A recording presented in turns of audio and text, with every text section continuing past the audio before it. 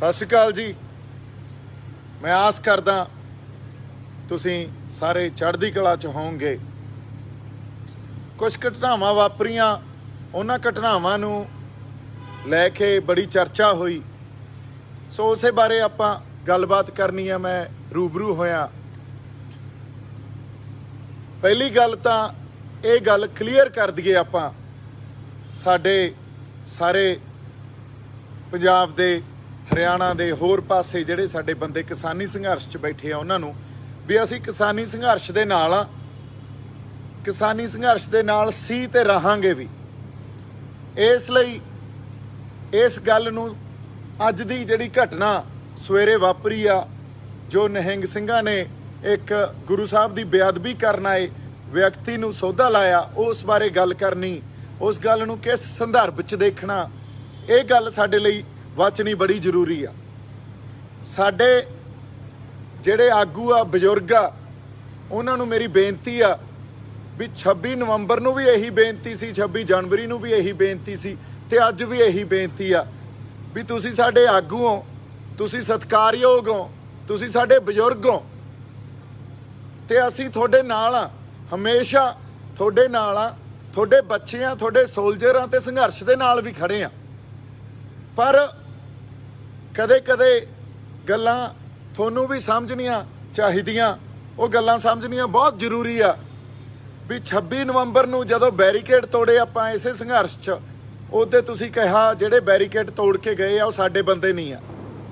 26 जनवरी नूं जदों लोकां दा वहन लाल किले वाल नूं आपे वह तुरिया, ते जिहड़े उत्थे बंदे पहुंचे तुसीं ये कहा वो साडे बंदे नहीं आ।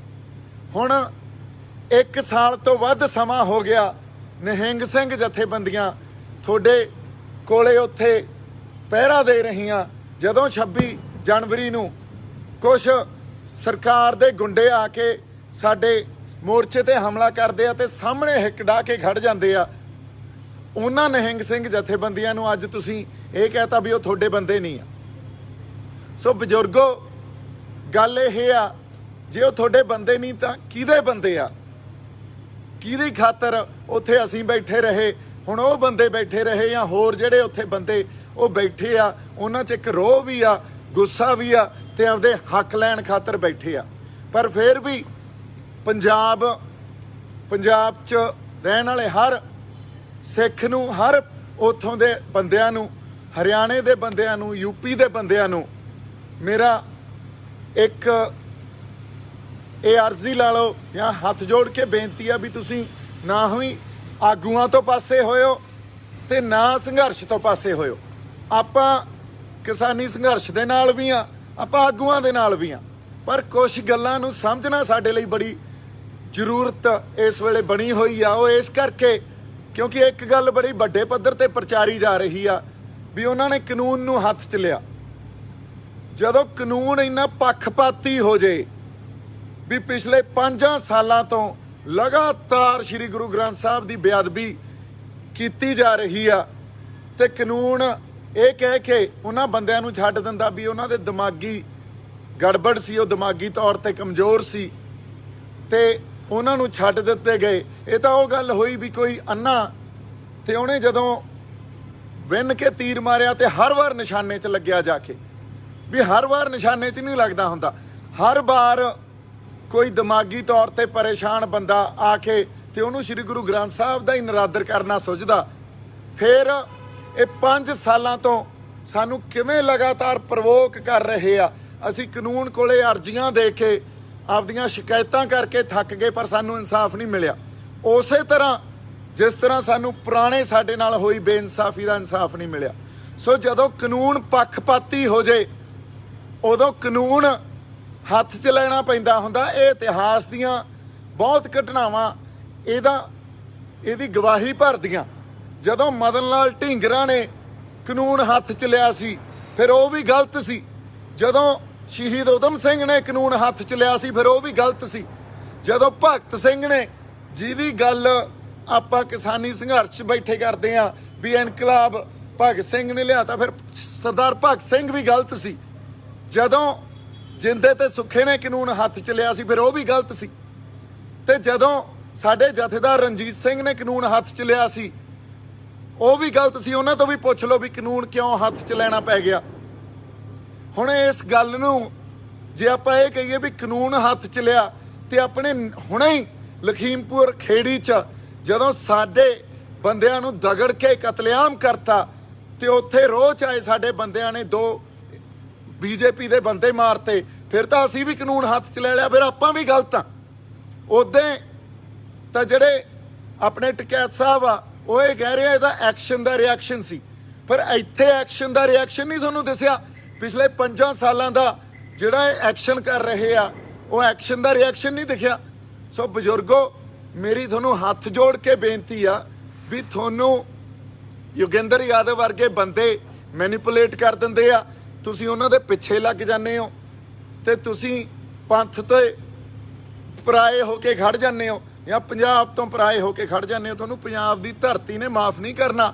ਅਸੀਂ ਤਾਂ ਤੁਹਾਡੇ ਨਾਲ ਖੜੇ ਆ, ਅਸੀਂ ਸੰਘਰਸ਼ ਤੁਹਾਡੇ ਨਾਲ ਹਿੱਕ ਢਾਹ ਕੇ ਖੜੇ ਆ, ਅੱਜ ਵੀ ਨਾਲ ਆ, ਪਹਿਲਾਂ ਵੀ ਨਾਲ ਸੀ ਤੇ ਅੱਗੇ ਵੀ ਰਹਾਂਗੇ। ਤੁਸੀਂ ਸਾਡੀ ਪੈਰਵਾਈ ਕਰੋ ਨਾ ਕਰੋ, ਇਹ ਪ੍ਰੋਵੋਕੇਸ਼ਨ ਸੀ। ਪ੍ਰੋਵੋਕੇਸ਼ਨ ਦੇ ਬਾਅਦ ਹੀ ਇਹ ਵਰਤਾਰਾ ਵਾਪਰਿਆ। ਇਹ ਕੋਈ ਇੱਕ ਆਈਸੋਲੇਸ਼ਨ 'ਚ ਜਾਂ ਇਹਨੂੰ ਕੱਲੀ ਘਟਨਾ ਨੂੰ ਨਾ ਦੇਖੋ, ਇਹਦੇ ਪਿੱਛੇ 5 ਸਾਲ ਦਾ ਬੇਅਦਬੀ ਦਾ ਇਤਿਹਾਸ ਪਿਆ। ਸੋ ਇਸ ਕਰਕੇ ਜਿਹੜੇ ਬੰਦੇ ਇਹ ਕਹਿੰਦੇ ਆ ਵੀ ਕਾਨੂੰਨ ਹੱਥ 'ਚ ਲੈ ਲਿਆ, ਇਹ ਬੰਦਿਆਂ ਨੂੰ ਇੱਕ ਸਵਾਲ ਆ ਮੇਰਾ ਵੀ ਜਦੋਂ ਕੋਈ ਇਤਿਹਾਸ 'ਚ ਜਦੋਂ ਕੌਮ ਨੇ ਸਾਡੇ ਸੰਘਰਸ਼ੀ ਬੰਦਿਆਂ ਨੇ ਇਨਸਾਫ ਲਿਆ, ਉਹਦੇ ਕਾਨੂੰਨ ਹੱਥ 'ਚ ਨਹੀਂ ਲਿਆ ਗਿਆ। ਅੱਜ ਹੀ ਤੁਹਾਨੂੰ ਦਿਖਦਾ ਵੀ ਕਾਨੂੰਨ ਹੱਥ 'ਚ ਲੈ ਲਿਆ। ਫਿਰ ਅਗਲੀ ਗੱਲ, ਡਾਕਟਰ ਸਵਾਈਮਾਨ ਸਿੰਘ ਆ ਜਿਹੜੇ, ਉਹ ਬੜੇ ਸਤਿਕਾਰਯੋਗ ਆ, ਬੜੇ ਜੈਂਟਲ ਆ, ਉਹਨਾਂ ਨੇ ਵੀ ਇਹ ਗੱਲ ਕਹੀ ਵੀ ਜੇ ਗੁਰੂ ਨਾਨਕ ਪਾਤਸ਼ਾਹ ਹੁੰਦੇ, ਸ਼੍ਰੀ ਗੁਰੂ ਰਾਮਦਾਸ ਪਾਤਸ਼ਾਹ ਹੁੰਦੇ ਤਾਂ ਵੀ ਐਂ ਕਰਦੇ। ਤੁਸੀਂ ਗੁਰੂਆਂ ਨੂੰ ਨਖੇੜ ਕੇ ਨਾ ਦੇਖੋ। ਮੈਂ ਡਾਕਟਰ ਸਾਹਿਬ ਤੁਹਾਨੂੰ ਬੇਨਤੀ ਕਰਦਾ, ਤੁਸੀਂ ਇਸ ਗੱਲ ਤੇ ਤੁਹਾਨੂੰ ਸਮਝ ਨਹੀਂ, ਤੇ ਤੁਸੀਂ ਚੰਗੇ ਬੰਦੇ ਹੋ, ਤੁਸੀਂ ਨਾ ਬੋਲੋ, ਕਿਉਂਕਿ ਉਸ ਵੇਲੇ ਗੁਰੂ ਸਾਹਿਬ ਗੁਰੂ ਨਾਨਕ ਪਾਤਸ਼ਾਹ ਤੋਂ ਲੈ ਕੇ 10ਵੇਂ ਪਾਤਸ਼ਾਹ ਤੇ ਫਿਰ ਸ਼੍ਰੀ ਗੁਰੂ ਗ੍ਰੰਥ ਸਾਹਿਬ ਤੱਕ ਇਹ ਤਾਂ ਇੱਕ ਜੋਤ ਆ, ਇੱਕ ਜੋਤ ਪ੍ਰਗਟ ਹੋਈ। ਇਹਨਾਂ ਨੂੰ ਨਖੇੜ ਕੇ ਨਹੀਂ ਦੇਖਿਆ ਜਾ ਸਕਦਾ ਸੀ। ਜੋ ਗੁਰੂ ਨਾਨਕ ਸਾਹਿਬ ਵੇਲੇ ਗੁਰੂ ਨਾਨਕ ਸਾਹਿਬ ਨੂੰ ਜ਼ਰੂਰਤ ਸੀ, ਜਾਂ ਉਸ ਵੇਲੇ ਉਹ ਇਲਹਾਮ ਸੀ ਉਹਨਾਂ ਨੂੰ, ਉਦੋਂ ਉਹਨਾਂ ਨੇ ਉਹ ਕੀਤਾ। ਜੋ 10ਵੇਂ ਪਾਤਸ਼ਾਹ ਵੇਲੇ ਇੱਕ ਜ਼ਰੂਰਤ ਸੀ ਸਮਾਜ ਦੀ, ਉਦੋਂ ਉਹਨਾਂ ਨੇ ਉਹ ਕੀਤਾ। ਸੋ ਇਸ ਕਰਕੇ ਉਹ ਇੱਕ ਇਲਹਾਮ, ਇੱਕ ਰੱਬੀ ਜਿਹੜੀ ਗੱਲ ਆ, ਉਹਨੂੰ ਸਾਡੇ ਲਈ ਸਮਝਣਾ, ਇਸ ਤਰ੍ਹਾਂ ਨਖੇੜ ਕੇ ਦੇਖਣਾ ਬਹੁਤ ਔਖਾ। ਫਿਰ ਤਾਂ ਜਦੋਂ ਭਾਈ ਬਿਧੀ ਚੰਦ ਨੇ 5ਵੇਂ ਪਾਤਸ਼ਾਹ ਵੇਲੇ, ਉਹਨਾਂ ਨੇ ਤਾਂ ਬਹੁਤ ਸ਼ਾਂਤਮਈ ਸ਼ਹਾਦਤ ਦਿੱਤੀ ਆ। ਕਿਸੇ ਨੇ ਜਦੋਂ ਗੁਰੂ ਸਾਹਿਬ ਦੇ ਬਾਰੇ ਮੰਦਾ ਬੋਲਿਆ ਤੇ ਭਾਈ ਬਿਧੀ ਚੰਦ ਨੇ ਟੋਟੇ ਕਰਕੇ ਉਹਦੇ ਨਹਿਰ 'ਚ ਸਿੱਟਤਾ ਸੀ। ਫਿਰ ਤਾਂ ਉਹ ਵੀ ਕਾਨੂੰਨ ਹੱਥ 'ਚ ਲੈਣ ਵਾਲੀ ਗੱਲ ਸੀ। ਇਸ ਲਈ ਜਦੋਂ ਅਸੀਂ ਗੁਰੂਆਂ ਨੂੰ ਨਖੇੜ ਕੇ ਦੇਖਦੇ ਆ ਤੇ ਫਿਰ ਇੱਕ ਜੋਤ ਦੀ ਸਾਨੂੰ ਸਮਝ ਨਹੀਂ ਆਉਂਦੀ, ਤੇ ਅਸੀਂ ਇੱਕ ਬਿਰਤਾਂਤ ਪੈਦਾ ਕਰ ਦਿੰਦੇ ਆ ਵੀ ਗੁਰੂ ਨਾਨਕ ਸਾਹਿਬ ਐਂ ਨਹੀਂ ਕਰ ਸਕਦੇ ਸੀ, ਪਰ ਹੋ ਸਕਦਾ 10ਵੇਂ ਪਾਤਸ਼ਾਹ ਐਂ ਕਰਦੇ। ਇਹ ਬਹੁਤ ਗਲਤ ਗੱਲ ਆ। ਅਗਲੀ ਗੱਲ, ਜਿਹੜੇ ਕੁਝ ਬੰਦੇ ਇਹ ਗੱਲ ਕਹਿ ਰਹੇ ਆ ਵੀ ਇਹ ਤਾਂ ਨਿਹੰਗ ਸਿੰਘ ਜਥੇਬੰਦੀਆਂ ਦੇ ਨਾਲ ਹੀ ਰਹਿੰਦਾ ਸੀ ਤੇ ਉਹਨਾਂ ਦੇ ਆਪਸ 'ਚ ਕੋਈ ਰੌਲਾ ਸੀ, ਉਹਨਾਂ ਨੇ ਇਹਨੂੰ ਮਾਰ ਕੇ ਤੇ ਬੇਅਦਬੀ ਦਾ ਬਹਾਨਾ ਕਰਤਾ। ਵੀ ਪਿਛਲੇ 5 ਸਾਲਾਂ 'ਚ ਤਾਂ ਅੱਜ ਤੱਕ ਇਹੋ ਜਿਹਾ ਬਹਾਨਾ ਅਸੀਂ ਕੀਤਾ ਨਹੀਂ ਕਦੇ। ਤੁਸੀਂ ਖਾਲਸਾ ਪੰਥ ਦਾ ਇਨਸਾਫ ਕੀਤਾ, ਇਸ ਤਰ੍ਹਾਂ ਨਾ ਮੰਨੋ। ਖਾਲਸਾ ਪੰਥ ਲਈ ਗੁਰੂ ਦੀ ਕੀ ਜਗ੍ਹਾ, ਇਹਨੂੰ ਸਮਝੋ। ਜੇ ਤੁਹਾਨੂੰ ਹਜੇ ਤੱਕ ਇਹਨਾਂ ਫਲਸਫਿਆਂ ਦੀ ਸਮਝ ਹੀ ਨਹੀਂ ਆ, ਫਿਰ ਤੁਹਾਨੂੰ ਬੋਲਣ ਦਾ ਕੋਈ ਹੱਕ ਨਹੀਂ ਇਸ ਗੱਲ ਤੇ। ਜੇ ਬੰਦੇ ਨੂੰ ਮਾਰਨਾ ਹੀ ਸੀ ਤਾਂ ਹੋਰ ਬਹੁਤ 100 ਤਰੀਕੇ ਹੁੰਦੇ ਆ। ਵੀ ਸਰਕਾਰ ਦਾ ਭੇਜਿਆ ਸੀ ਤੇ ਅਸੀਂ ਕਰਤਾ, ਲਾਤਾ ਸੌਦਾ।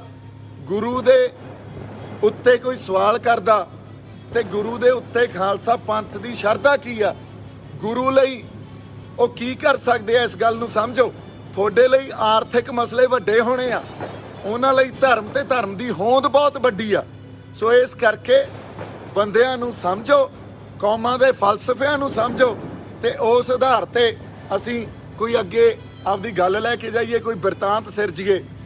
ਇਸ ਲਈ ਮੇਰਾ ਸਵਾਲ ਉਹੀ ਆ ਵੀ ਫੇਰ ਤਾਂ ਸਾਡੇ ਆਜ਼ਾਦੀ ਦੇ ਸੰਘਰਸ਼ 'ਚ ਜਿੰਨੇ ਬੰਦਿਆਂ ਨੇ ਸੰਘਰਸ਼ ਕੀਤਾ, ਉਹਨਾਂ ਨੇ ਸੰਘਰਸ਼ ਜਿਹੜਾ ਕੀਤਾ ਉਹ ਕਾਨੂੰਨ ਹੱਥ 'ਚ ਹੀ ਲਏ ਸੀ। ਉਦੋਂ ਅੰਗਰੇਜ਼ਾਂ ਦੇ ਖਿਲਾਫ ਅਸੀਂ ਕਾਨੂੰਨ ਹੱਥ 'ਚ ਹੀ ਲੈਂਦੇ ਰਹੇ ਹਾਂ। ਤੁਸੀਂ ਕੁਝ ਦਿਨ ਪਹਿਲਾਂ ਇਹ ਗੱਲ ਕਹਿ ਕੇ ਹਟੇ ਹੋ ਵੀ ਅਸੀਂ ਨਲੂਏ ਦੇ ਵਾਰਸ ਹਾਂ, ਤੇ ਫਿਰ ਜੇ ਸਰਦਾਰ ਹਰੀ ਸਿੰਘ ਨਲੂਆ ਹੁੰਦੇ ਉਹ ਕੀ ਕਰਦੇ ਇਹ ਸਾਨੂੰ ਦੱਸਣ ਦੀ ਜ਼ਰੂਰਤ ਨਹੀਂ। ਇਸ ਲਈ ਇੱਥੇ ਵਿਕਟਮ ਕੌਣ ਆ ਤੇ ਇੱਥੇ ਕਲਪਰੇਟ ਕੌਣ ਆ, ਇਸ ਗੱਲ ਨੂੰ ਪਛਾਣੋ। ਇੱਥੇ ਡਿਸਟਿੰਕਸ਼ਨ ਥੋੜੀ ਜਿਹੀ ਇਹਦੇ 'ਚ ਲੈ ਕੇ ਆਓ। ਤੁਸੀਂ ਹਮੇਸ਼ਾ ਮੈਨੀਪੂਲੇਟ ਤੁਹਾਨੂੰ ਕਰ ਦਿੱਤਾ ਜਾਂਦਾ ਸਾਡੇ ਬਜ਼ੁਰਗਾਂ ਨੂੰ, ਤੇ ਉਹ ਵਿਕਟਮ ਦੇ ਸਰਕਾਰੀ ਧਿਰ ਦੇ ਹੱਕ 'ਚ ਭੁਗਤ ਜਾਂਦੇ ਆ ਤੇ ਕਲਪਰੇਟ ਨੂੰ ਗੁਨਾਹਗਾਰ ਦੱਸਣ ਲੱਗ ਜਾਂਦੇ ਆ। ਉਹ ਜਿਹੜਾ ਵਿਕਟਮ ਆ ਉਹਨੂੰ ਗੁਨਾਹਗਾਰ ਦੱਸਣ ਲੱਗ ਜਾਂਦੇ ਆ। ਸੋ ਇਸ ਕਰਕੇ ਤੁਸੀਂ ਕਲਪਰੇਟ ਕੌਣ ਆ ਇਹਨੂੰ ਦੇਖੋ। ਸਰਕਾਰੀ ਧਿਰ ਇੱਥੇ ਕਲਪਰੇਟ ਆ, ਅਸੀਂ ਵਿਕਟਮ ਆ। ਤੇ ਜਦੋਂ ਪੱਖਪਾਤੀ ਕਾਨੂੰਨ ਐਸ ਚਰਮ ਸੀਮਾ ਤੱਕ ਚਲਾ ਜਾਵੇ ਵੀ ਅੱਜ ਤੱਕ ਇੱਕ ਵੀ ਇਨਸਾਫ ਨਾ ਮਿਲਿਆ, ਫਿਰ ਖਾਲਸਾ ਪੰਥ ਨੇ ਆਪਦਾ ਕਰਤਾ ਇਨਸਾਫ। ਅਸੀਂ ਉਸ ਜਿਹੜੇ ਨਿਹੰਗ ਸਿੰਘ ਜਥੇਬੰਦੀਆਂ ਦੇ ਨਾਲ ਖੜ ਕੇ ਉਹਨਾਂ ਨੂੰ ਇਨਸਾਫ ਵੀ ਦਿਵਾਵਾਂਗੇ, ਉਹਨਾਂ ਖਾਤਰ ਕਾਨੂੰਨ ਦੀ ਲੜਾਈ ਵੀ ਲੜਾਂਗੇ, ਤੇ ਜੋ ਕੋਈ ਖਰਚਾ ਪਾਣੀ ਦੀ ਜ਼ਰੂਰਤ ਹੋਈ, ਕਾਨੂੰਨੀ ਸਹਾਇਤਾ ਦੀ ਜ਼ਰੂਰਤ ਹੋਈ, ਉਹ ਵੀ ਕਰਾਂਗੇ। ਤੇ ਨਾਲ ਅਸੀਂ ਕਿਸਾਨ ਆਗੂਆਂ ਨੂੰ ਵੀ ਬੇਨਤੀ ਕਰਦੇ ਹਾਂ, ਤੁਹਾਡੇ ਨਾਲ ਆ। ਸਾਡੀ ਬੇਨਤੀ ਲੋਕਾਂ ਨੂੰ ਵੀ ਆ ਵੀ ਇਹਨਾਂ ਦੀ ਮਜਬੂਰੀ ਆ, ਇਹ ਸਮਝੋ। ਇਹ ਜੋ ਸਟੈਂਡ ਅੱਜ ਅਸੀਂ ਐਕਸਪੈਕਟ ਕਰਦੇ ਹਾਂ ਉਹ ਨਹੀਂ ਲੈ ਸਕਦੇ। ਇਹਨਾਂ ਦੇ ਉੱਤੇ ਵੀ ਬਹੁਤ ਵੱਡਾ ਪ੍ਰੈਸ਼ਰ ਆ, ਇਹਨੂੰ ਸਮਝ ਕੇ ਇਹ ਜਿਵੇਂ ਵੀ ਆ, ਇਹਨਾਂ ਕੋਲੇ ਇੰਨੀ ਕੀ ਸਮਰੱਥਾ, ਇਹਨਾਂ ਨੇ 3 ਕਾਨੂੰਨਾਂ ਦੀ ਲੜਾਈ ਲੜ ਰਹੇ ਆ। ਇੰਨੀਆਂ ਕੁ ਬੇਨਤੀਆਂ ਮੈਂ ਕਰਨੀਆਂ ਸੀ। ਮੇਰੇ ਵੱਲੋਂ ਬਹੁਤ ਸਾਰਾ ਪਿਆਰ ਸਤਿਕਾਰ। ਜਿਉਂਦੇ ਵਸਦੇ ਰਹੋ। ਸਤਿ ਸ਼੍ਰੀ ਅਕਾਲ ਜੀ।